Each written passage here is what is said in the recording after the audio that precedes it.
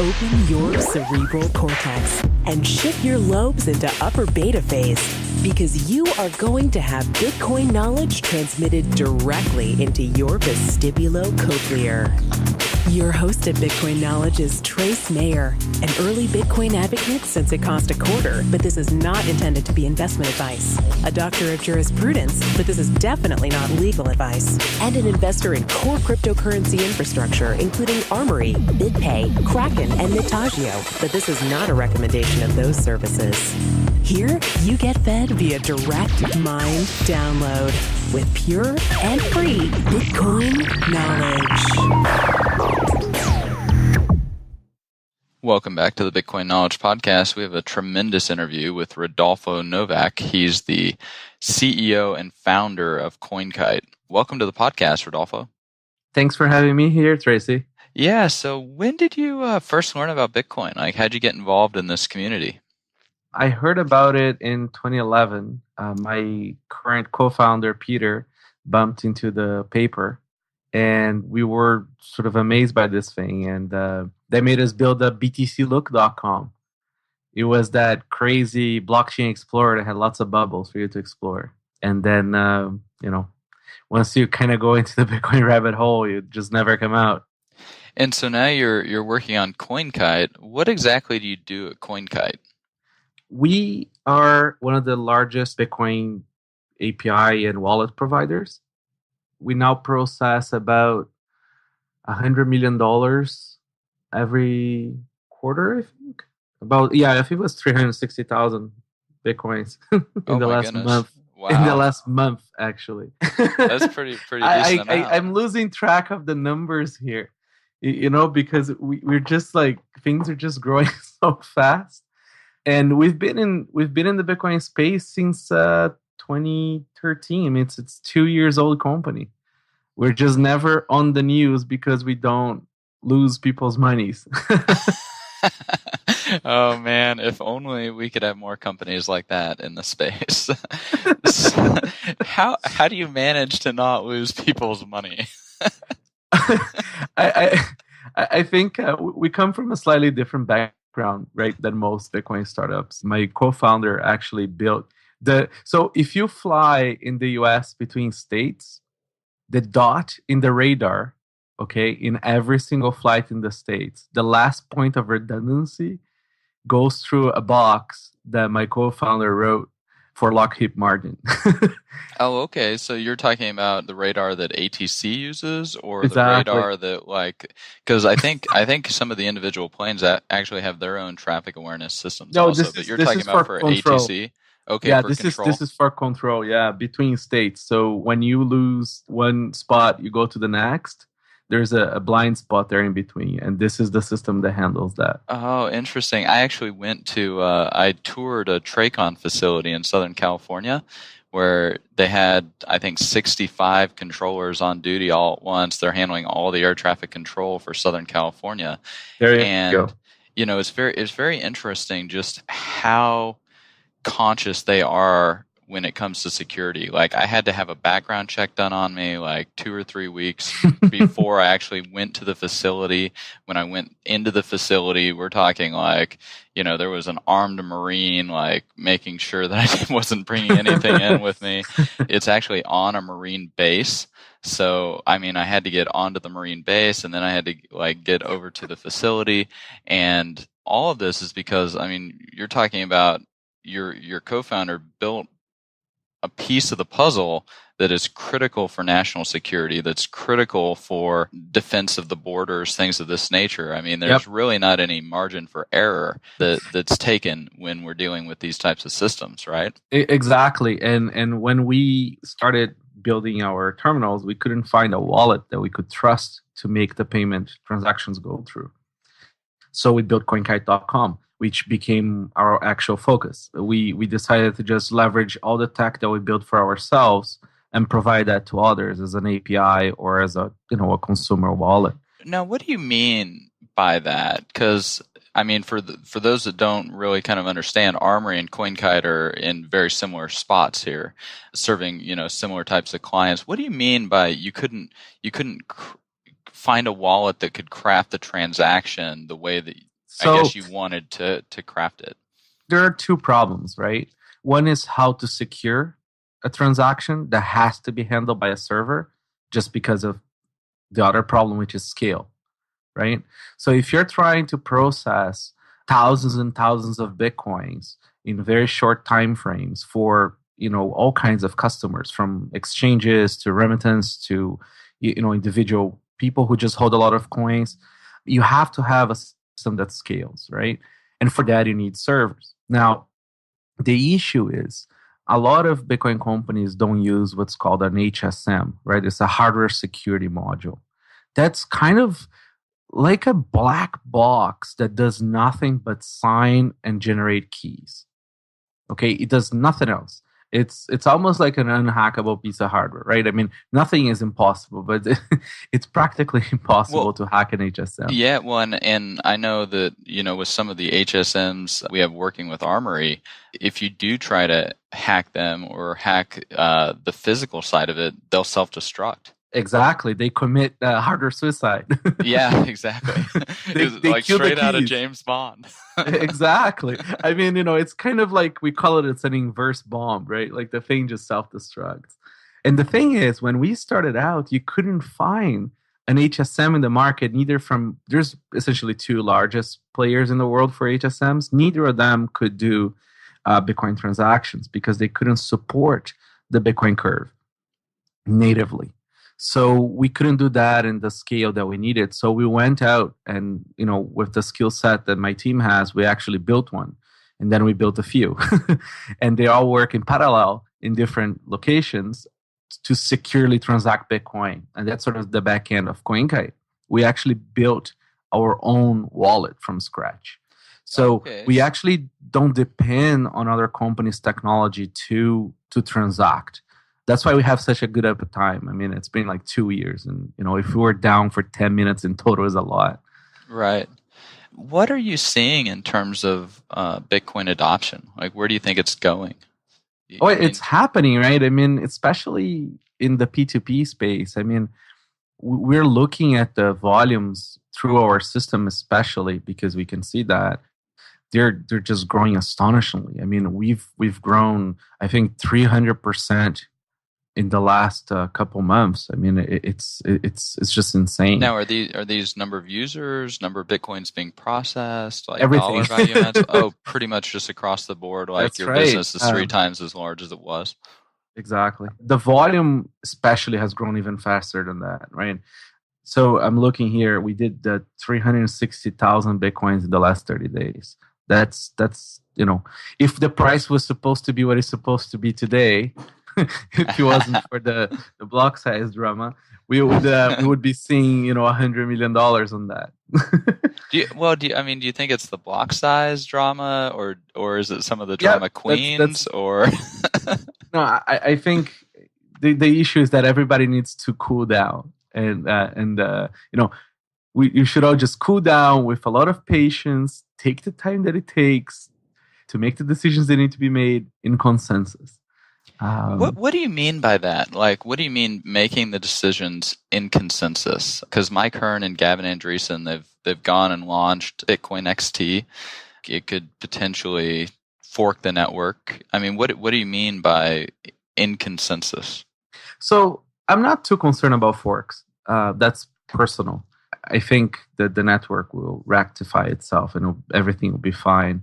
I think the biggest issue that we have right now is governance, right? We just need to figure out a way in which we can govern in consensus, where we have good representation of the majority of the world and the majority of people. We need variety. we need people from all sort of backgrounds, all countries, and people need to figure out how to make that happen. There's smarter people than me that are working on that, and I'll leave them to it. My biggest concern is getting more people using Bitcoin and getting cool apps out there and supporting them.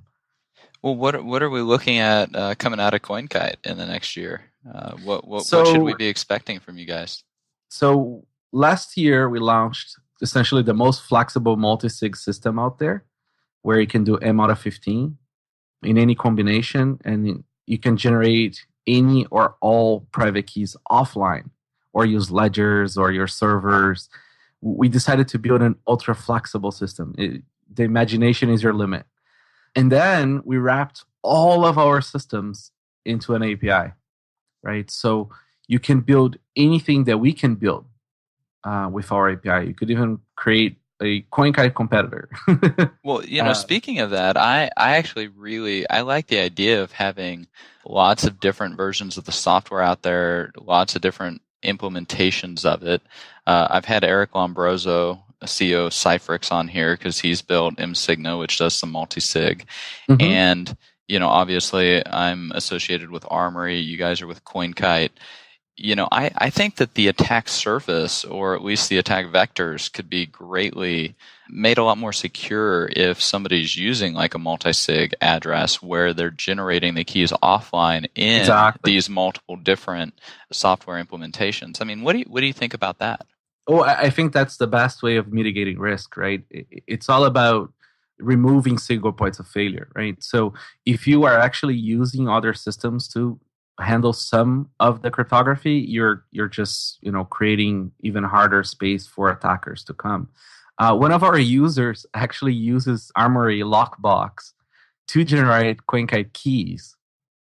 And then he uses Coinkite multisig. We have another user who, I know a bunch of them do, is they use Ledger wallets. So with our multisig, you can actually have like 15 ledgers in one wallet. Yeah, because... go ahead. It really, really, really mitigates risk. Yeah, it makes it very hard. Because I was watching the tour of the Ledger Wallet facility, and they're making these little cards, and I guess one of the cards had they have a Coinkite implementation of it. Maybe you could describe that a little bit more in depth. Sure. Like what's going on there. What's really nice is that we believe in doing things the Bitcoin way, and by that we mean, we respect Bitcoin standards and we open up our system to any Bitcoin standard to just work, right? So because the guys from Ledger also do the same, there is no trust in between us and Ledger. All you have to do is initiate a Ledger in the right schema, and then the Ledger Chrome wallet would just plug in your Ledger extended public key. And then that's it. You generate a Coinkite wallet without having to have trust in between us and Ledger. That really makes it exponentially harder for attackers. Uh-huh. So, where's the revenue going to be coming from? We're going to be selling Coinkite ledgers? Are we going to be selling, green wallet ledgers? We actually, we have a membership model, right? So you can actually create a free account on Coinkite and use it and store any amount in multisig. And then, if you need more wallets, more API keys, then you pay us $10 a month or $80 a month, or you can just have an enterprise account and we have a whole bunch of other things for you. It's all based on usage, right? We really like to have a fair price. Back to beating on Mike Hearn. His first commit to Bitcoin caused the inadvertent hard fork in March of 2013 that Dr. Woolley had to fix. But in this Bitcoin XT code, there are tens of thousands of lines of code which are going to be blacklisting different Tor IP addresses. And I noticed like on Coinkite, you have some Tor and Onion services. Like, why do you think that's important? And what are these services that you guys are offering? So we believe in privacy, right, and freedom of speech. So, but Mike Hearn wants to introduce these red listings where I'm not concerned. You're not concerned about that type of stuff? I'm not concerned. Honestly, all these things can be tried to be implemented, but you can just change addresses. This thing is a fight that you can't win. Blacklisting never really works. It's the internet. Now, I think what is important is, even Facebook now, which is the opposite of privacy, offers Tor addresses. The reality is that we provide services to countries in which some people can't freely do Bitcoin or have issues with, privacy and, their lives at stake. So from day one, we always thought it would be interesting to offer Tor access to our site properly done right? And also Tor access to our API.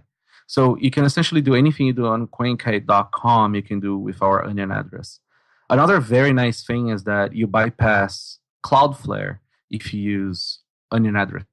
That means you have a secure connection end-to-end to us. That's really strong. For our listeners that don't thoroughly understand Tor or haven't done too much research into it, what is this onion routing? Why is that important to privacy? Why is that important to people being able to interact with the Bitcoin network and just the general ethos that we in the Bitcoin community adopt? Why is that important? Tor enables us to have the internet that we used to have when we were in the early days, right? Remember back in the day when you could say whatever you wanted on the internet and nobody was going to know who you were? That idea is what Tor really sort of represents. This idea that you can be anonymous on the internet so that you can have true freedom of speech.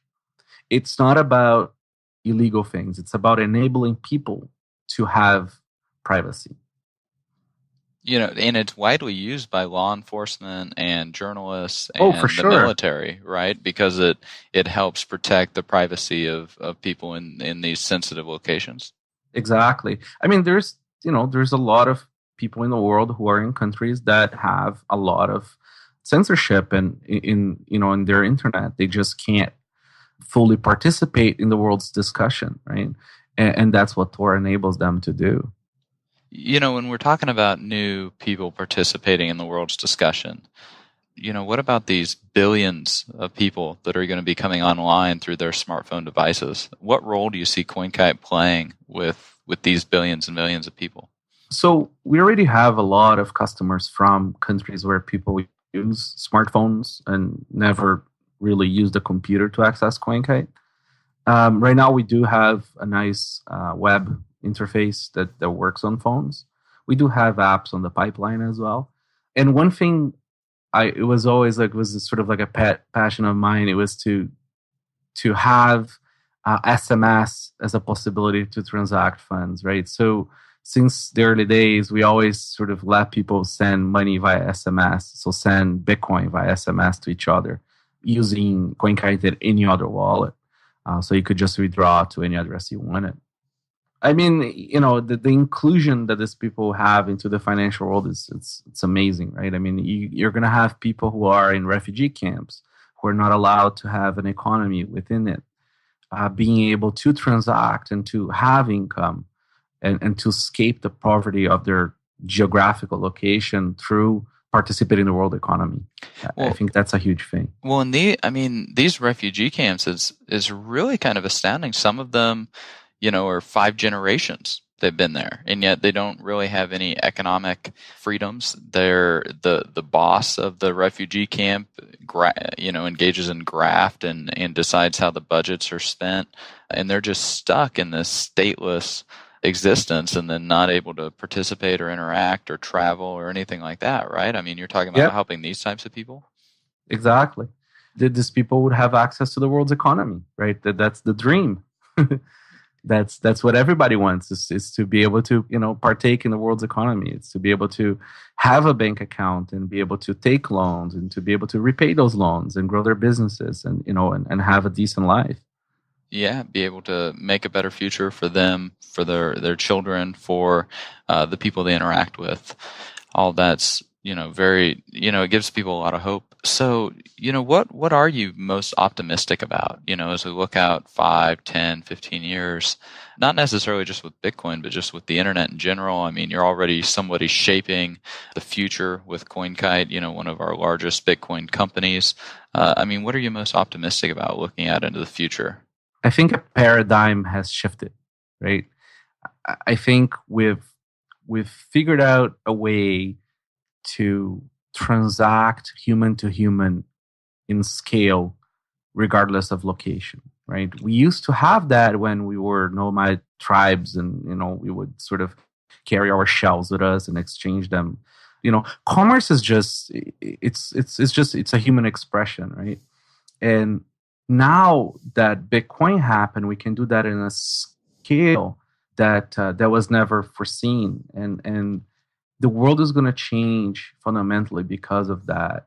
I have no idea to which way it's going to change. We're going to sort of just ride this wave along, but I think good things are to come, right? The idea that we're going to have an inclusion of half of the world's population into the world's economy, that's a big thing. We're going to be able to fund change in other places of the world. We're going to be able to finally, have your car automatically pay a toll. It's from very little things to very large things, right? It's kind of like what the internet did to information. Back in the day, you used to have to go to the library where information was, and now the library comes to you, right? So before you had to go to your bank, or you had to go to an ATM, or you had to go somewhere to handle money, and now sort of the world economy comes to your desk. It's the same idea. This is sort of like the 1980s of the internet still. Yes, I mean, we're talking, we're going to be building out Wikipedia. No more encyclopedias and libraries. Like, we're going to be distributing the world's knowledge to everyone, everywhere, for free. Exactly. It's a big, big, big deal. Trillions of dollars up for change, you could say, right? That's right. I mean, it's it's the true revenge of the nerds. Well, as Jamie Dimon said in the annual report, Silicon Valley is coming, and those Bitcoin guys, they want to eat our lunch. So, yeah, we'd love to eat the big banks' lunch. But that's right, we're coming for you. Yeah, they are in our sights, which is funny because Google went up $65 billion of market cap in one day. And that's about, Barclays has a 30 billion market cap. Deutsche Bank's 40 billion. Goldman Sachs is about 90 billion. Just to keep it in perspective, these gigantic tech companies dwarf the size of the big Wall Street banks. And now the tech companies have turned the howitzers on the banks, and they're getting ready to disrupt the financial services, aren't they? The way I like to see it is, when people ask me if there is already too much competition in Bitcoin space, I like to think it this way: how many banks are there in the world, and how many of them make money? That's our market. Yeah, and it's trillions of dollars. These banks better become tech companies, or they're going to get obliterated, just like the newspapers and the radio got obliterated. And we are experiencing a change of guard. It's a big thing. It's as simple as that. Well, it's been a fantastic interview. Thanks for being with us. We've had Rodolfo Novak. He's CEO and founder of Coinkite. Thanks for being with us. Well, thanks for having me. It was a pleasure. Be sure to get a copy of the free Bitcoin Guide at freebitcoinguide.com. Got a question or suggestion? Record your voice at bitcoin.kn. Don't be shy. To help the show, share bitcoin.kn with friends, post about it on Reddit, and otherwise spam the interwebs. Your iTunes comments and 5-star reviews are very important to us. Please continue tuning in to the Bitcoin Knowledge Podcast, where we release interviews with the top people in the Bitcoin world. Now take some choline and let that Bitcoin knowledge consolidate.